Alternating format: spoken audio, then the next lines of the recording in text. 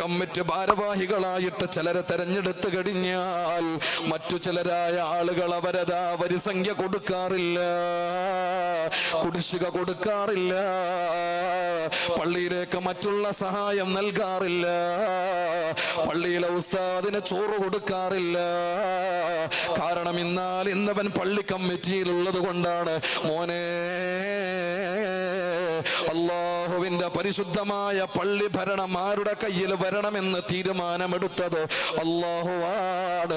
അത് പടച്ചോന്റെ കയ്യിലാണ്, അത് അല്ലാഹുവിന്റെ കയ്യിലാണ്.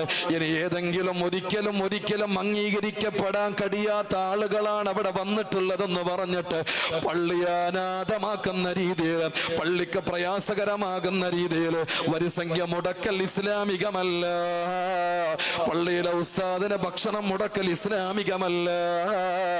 അതുപോലെ തന്നെ പള്ളിയോട് വിരോധം വെച്ചിട്ട് പള്ളിയിലോട്ട് നിസ്കരിക്കാൻ പോലും വരാതെ, ജമാഅത്തിന് പോലും വരാതെ, ജുമാക്ക് പോലും വരാതെ മറ്റുള്ള പള്ളികൾ കേന്ദ്രീകരിച്ചു കൊണ്ടുപോവുക എന്നുള്ളത് അത് പള്ളിയോടുള്ള വിരോധത്തിന് വേണ്ടിയിട്ടല്ലല്ലോ, വ്യക്തികളോടുള്ള വിരോധം വെച്ചിട്ടല്ലേ.